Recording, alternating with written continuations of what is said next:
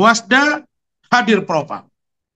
Kita bedah kasus ini di situ untuk mencari kebenaran dalam pengambilan alat.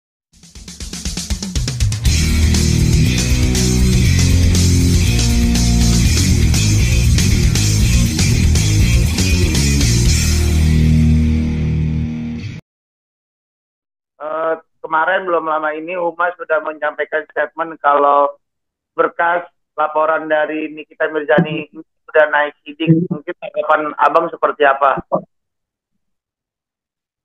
Terima kasih teman-teman media yang saya hormati, yang saya cintai, yang saya banggakan.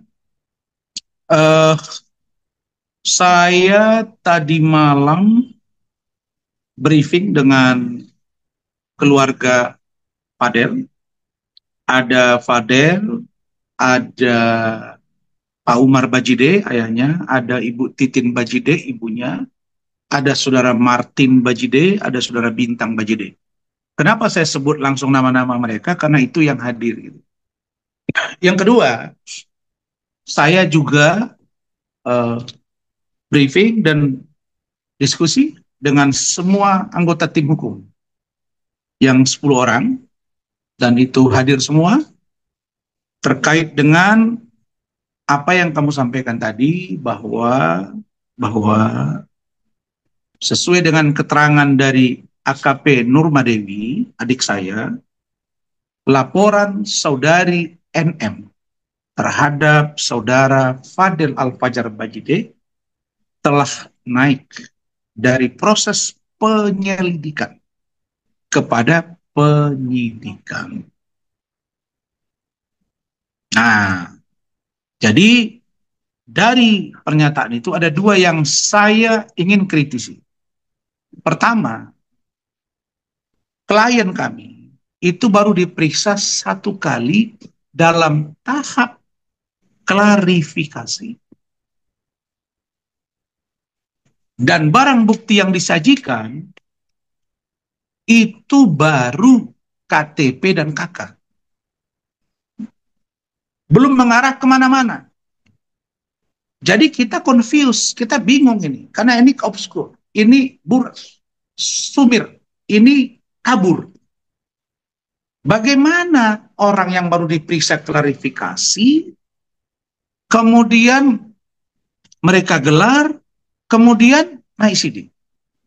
Inilah proses yang dari awal saya ingatkan. Jangan tabrak SOP.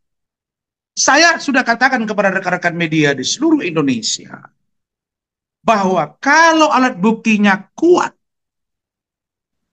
sah secara hukum sesuai dengan KUHP, ada yang bisa dibuktikan secara nyata kepada saya, termasuk kebohongan saudara Fadel misalnya, maka saya sudah katakan saya akan mengundurkan diri dari pengacara dia. Tapi kalau begini situasinya, posisi saat ini, bahwa Fadel baru diperiksa 1 kali dalam tahap klarifikasi, belum tuntas pada pokok perkara. Misalnya, kan boleh ditunjukkan, ini USG-nya diperiksa dari sini, dari sini, dari sini. Ada hal-hal yang membuat kami, oh begini ternyata kasusnya. Lah, tiba-tiba naik sidik diinformasikan. Nah ini menurut saya kurang etis dan kurang prosedural.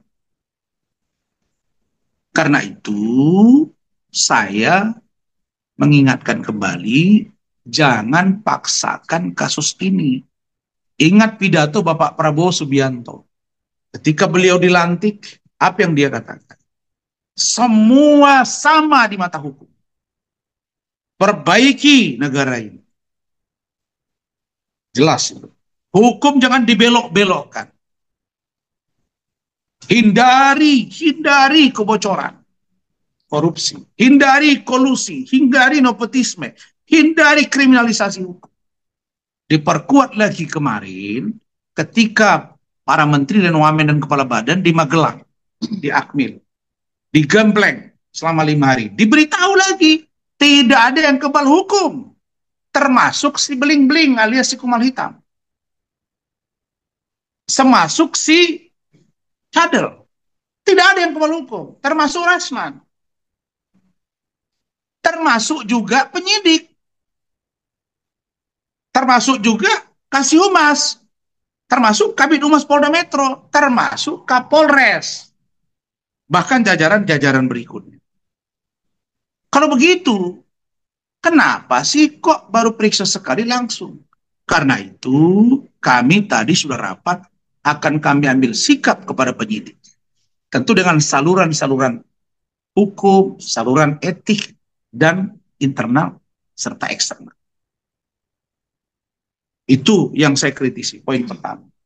Saya sudah katakan, buktikan saja. Nah, yang kedua, kemarin dia baru bicara, media tulis Detik, yang mengatakan bahwa sudah diperiksa dokter yang mengaborsi. Tapi itu tidak diralat kepada media oleh adik saya Nurma. Dia hanya ralat kepada saya. Saya sampaikan ke media, harusnya diralat dong. Karena kalau itu benar, berarti harus ditangkap pelakunya. Jadi, yang dua poin ini saya kritisi dengan serius. Bapak Kapolres Metro Jakarta Selatan, Bapak Kasat Reskrim, saya ingatkan agar tolong diatensi kasus ini karena surat kami sudah kemana-mana. Dan minggu depan saya akan memenuhi panggilan dari Bid Propam, baik Bareskrim maupun Polda Metro Jaya, terkait penilaian kami kepada penyidik. Itu sudah ada suratnya. Jadi kasus ini menjadi sangat menjadi ujian penegakan hukum di negara ini. Jangan sampai loncat-loncat. Saya sudah katakan, saya mau tahu apakah seorang NM bisa ngatur-ngatur negara ini. Ngatur hukum-hukum. Dan setiap hari pengacaranya datang ke sana.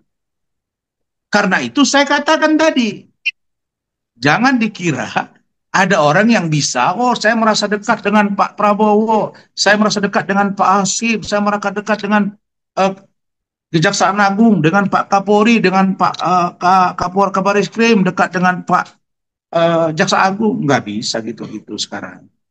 Saya 2014 sudah bersama dengan Pak Prabowo. Jadi, kami ambil sikap terhadap penyidik. Karena sebelum dilakukan ini, saya sudah antisipasi. Makanya saya akan segera berkomunikasi dengan Bid Propam Polda Metro Jaya. Kapan kami datang, tanggal berapa, hari apa, saya info media. Nah, jadi di dua poin ini, kami bahasa Malaysianya ambil kira. Kita betul-betul concern dan kita ingin kasus Fadel ini jangan sampai ada kriminalisasi hukum. Nah, itu poin besarnya. Bentar, poin besar pertama dengan dua pembahasan. Poin besar kedua. Apa itu? Hasil rapat kami tadi malam, kami berdiskusi, Fadel keluarga. Saya tanya dengan Fadel, saya tanya kamu benar-benar, saya sudah bilang, Om akan mundur kalau kamu berbohong. Ada saja besok chattingan kamu dengan LM yang bernada-nada pornografi, ngajak-ngajak hubungan badan dan lain-lain. Atau ada foto kalian lagi bugil berdua, mohon maaf ini. Saya pasti akan mengambil sikap karena saya tidak mau kamu berbohong. Bukan pengacara seseorang yang kemudian berkata jujur lalu kemudian kita tinggalkan. Tidak, dia harus berkata jujur. Saya semua klien-klien saya tanya, katakan yang pahit itu, jangan manis-manis, cerita yang benar. Sampai kemarin, sampai tadi, kami rapat lagi terakhir tadi, sebelum dengan kalian ini, saya rapat Zoom lagi dengan mereka, karena saya di luar kota, terus saya makan siang sebentar, baru berhubungan dengan kalian ini. Fadel masih bersumpah ada abangnya, ada kakaknya, ada orang tuanya, mengatakan, Om, saya bersumpah tidak melakukan apa yang dituduhkan kepada saya. Dan saya sudah katakan, kalau terbukti, bagaimana? Ada kamu berbohong pada Om? Siap Om. Jadi jawabannya, kami siap menghadapi proses hukum dan yang saat ini sudah naik penyidikan. Penyidikan belum tentu naik menjadi tersangka. Tersangka jadi terdakwa belum tentu terpidana. Nah, sekarang saya kasih gambaran. Saya dilaporkan dugaan ijazah palsu. Sudah naik sidik. Di Polda Sumatera Utara, dikirim ke Jakarta, Bareskrim, ambil alih, periksa semua, tidak terbukti. Di SP3, dihentikan. Laporan Evi Susanti, mantan istri mantan gubernur Sumut, penipuan penggelapan, istri Siri, istri kedua, juga naik sidik di Polda Metro Jaya Jakarta, ditarik ke Mabes Polri, diperiksa semua, gelar, hentikan. Jadi bagi kami penyidik, jangan cepat dulu Anda euforia, itu tahapan saja, tapi bisa dihentikan. Dan kami tidak berharap, saya katakan tidak berharap dihentikan. Saya berharap terbuka kasus ini. Nah, maka jawaban kami siap, kita akan hadapi, kita akan kooperatif, tetapi surat kami kan sudah masuk ke Pak Kapolres, ke Polda Metro. Kami sudah mintakan dilakukan gelar perkara khusus di kasus ini.